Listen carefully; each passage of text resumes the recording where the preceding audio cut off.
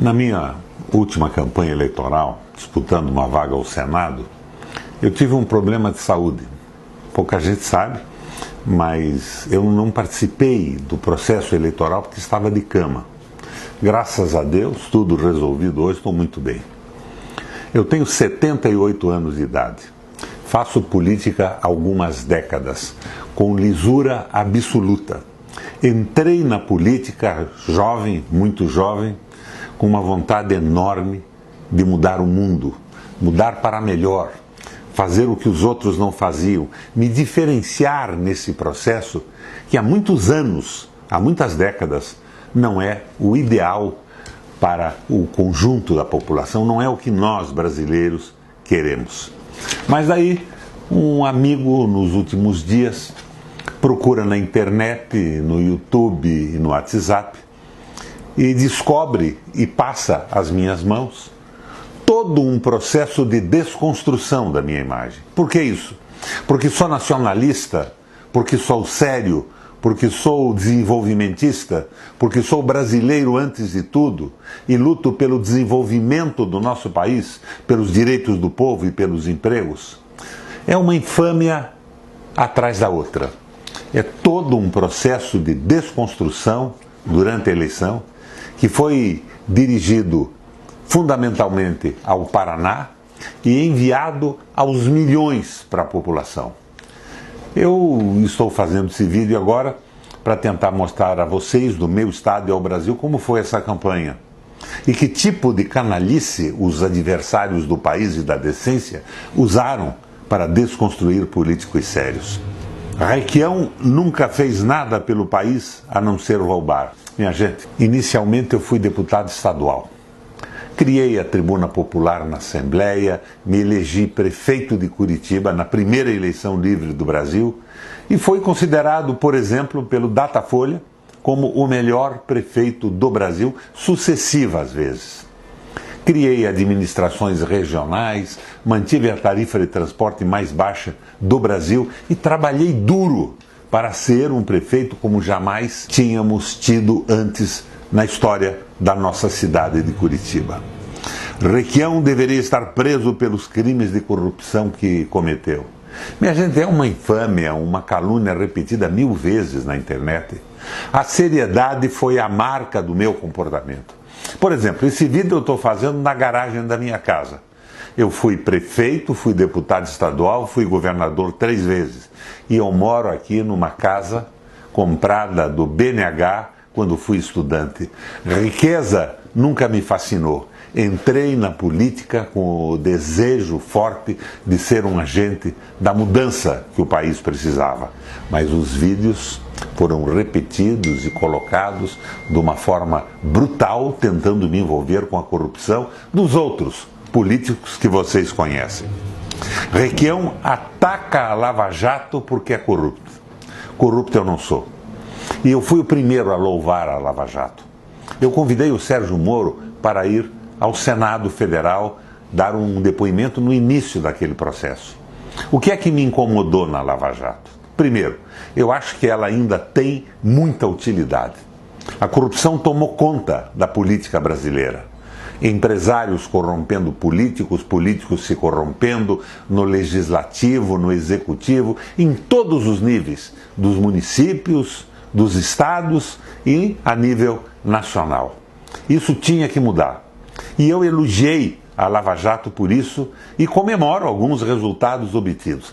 Mas, de repente, não mais que de repente, eu percebi que ela tinha um veso, uma tendência ideológica. Os políticos da direita não seriam nunca presos. As investigações iam na direção de políticos nacionalistas, desenvolvimentistas, que tinham feito alguma coisa a favor do povo brasileiro. E eu não vou dizer que alguns deles não tivessem corrompido também nesse processo, mas essa tendência era terrível. E os juízes e promotores diziam o seguinte, que a lei não tinha mais importância, que eles podiam interpretar o texto da lei através da hermenêutica, que é a ciência da interpretação, como quisessem. Não como a lei dizia, mas como eles queriam e pensavam, conforme a sua tendência filosófica e ideológica. Isso não está certo. Não pode ser assim. Porque isso ameaça a sociedade inteira pelo arbítrio de uma corporação, de savanarolas, de inquisidores, que, a fim e a cabo, não estão procurando a moralidade, mas estão procurando a sua moralidade conforme a sua formação. O que eles acham que é incorreto, a sociedade inteira pode achar correta. E isso virou uma bagunça que, num determinado momento, mais recentemente, uma juíza, inclusive, copia uma sentença anterior do Sérgio Moro e cita como testemunhas várias pessoas que, na verdade, era uma pessoa só com alguns pseudônimos. Minha gente, isso não tem cabimento e deságua tudo isso na tentativa de uma fundação privada com 2,5 bilhões de reais retirados da Petrobras na mão de quem? Na mão de alguns promotores públicos. Não é assim que nós queremos. Nós queremos promotores firmes e duros, combatendo a corrupção e obedecendo à lei, porque eles também são sujeitos ao processo de capitularem no sistema corrupto. Requião alega que os israelenses vieram com a intenção de atacar a Venezuela. No caso do Brumadinho, minha gente, até hoje eu não sei o que vieram fazer aqui os israelenses. Se anunciava, chegam no Brasil, Netanyahu manda 6.000 quilos de equipamentos. Eles vão lá, ficam 2 ou 3 dias e vão embora. O que realmente eles fizeram? Em Brumadinho são mais de 300 mortos. 200 já foram desenterrados. Outros tantos ainda estão ocultos. O que vieram realmente fazer aqui, além da propaganda? Isso me torna um antissemita? Não.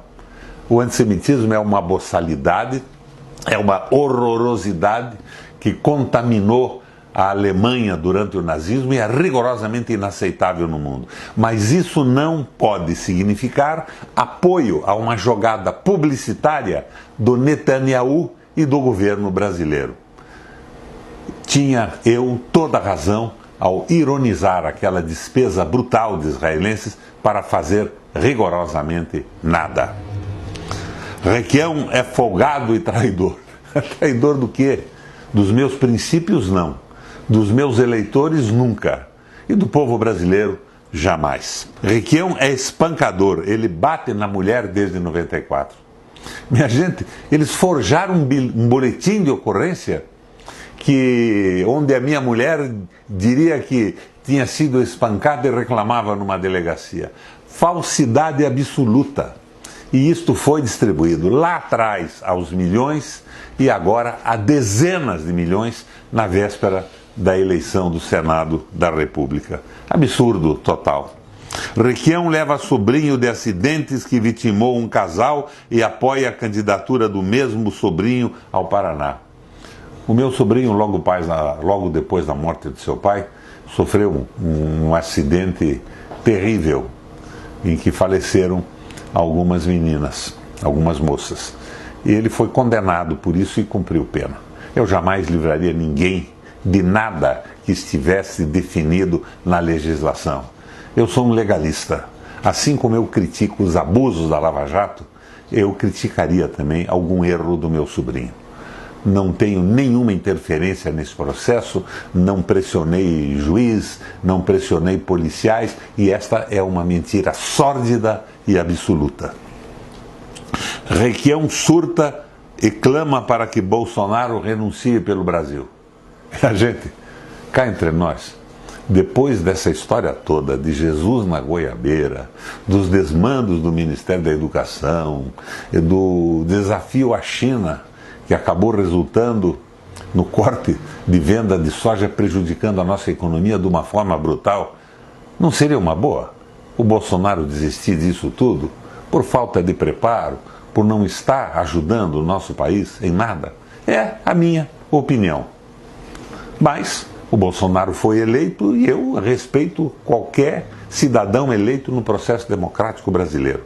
Mas, na minha opinião, uma renúncia viria a bom tempo. Requião rima com ladrão, deveria estar na prisão. Minha gente, que história é essa? Rima com ladrão de quê? Nunca fui objeto ou alvo de qualquer processo que questionasse a minha seriedade. Eu fui processado muitas vezes por ladrões que eu chamei de ladrões, que eu denunciei ao Ministério Público, à Polícia Federal, cujos processos não andam. Mas em determinado momento, algum juiz diz o seguinte: o Requião não poderia chamar de ladrão, de desonesto, quem ainda não foi condenado em instância final, irrecorrível pela justiça. Aí sim, me condenaram, mas os processos de denúncia que realizei não andam na justiça brasileira. Por isso, sou obrigado a concordar com as pessoas no Ministério Público e no Judiciário que querem dar alguma velocidade maior ao processo judicial. Eu sou autor de um projeto a favor da condenação em segunda instância, mas que, do meu modo de ver, depende também da votação de um projeto contra o abuso de poder. Nós não podemos admitir que um juiz ou um promotor recém-formado acusem e condenem uma pessoa de uma forma leviana e não sejam culpados pelo que fizeram, não respondam pelos absurdos que fizeram. Nós temos que facilitar a velocidade dos processos, mas estabelecer algumas precauções para que corporações e pessoas irresponsáveis, que cá entre nós existem na política, no Congresso, no Judiciário, no Ministério Público, se adonem da verdade como inquisidores do passado, lembrando sempre que os inquisidores do passado acabaram, historicamente, queimados em fogueiras semelhantes às quais queimavam os seus desafetos. Nenhum cabimento, mas se sucederam os e-mails, os personagens são os mesmos, a origem é essa extrema-direita brasileira. Por quê? Porque sou democrata, sou nacionalista, sou desenvolvimentista? Porque sou a favor da garantia dos direitos da nossa população trabalhadora? É isto. Requião é delatado no carne fraca. Essa foi a infâmia total. Eu fui um dos, não diria denunciantes, mas dos políticos que se opôs à nomeação daquele sujeito para o cargo no Ministério da Agricultura. Eu procurei a ministra Cátia Abreu e disse a ela que não deveria nomeá-lo de forma alguma e jamais compactuaria ou aceitaria qualquer atividade de um agente público a favor da corrupção em qualquer departamento do Ministério da Agricultura, da Saúde, da Educação, da Economia. Eu sou contra a corrupção na política de forma absoluta. Minha gente, o que vocês viram e nesse desabafo que eu visualizei para vocês até agora é uma tentativa continuada de destruição de imagem de políticos sérios. Não foi só comigo que ocorreu isso. Ocorreu no Brasil inteiro, nas vésperas das eleições, com alguns políticos que poderiam estar fazendo hoje a diferença no Senado da República. Eu agradeço a vocês a paciência de ter escutado isso até agora, mas eu tinha que fazer, afinal de contas, um registro, porque durante o processo eleitoral eu não tomei conhecimento disso. Estava acamado, doente e fui massacrado por milhões de postagens em todas as redes sociais que atingem os paranaenses e os brasileiros. Valeu, minha gente. Obrigado.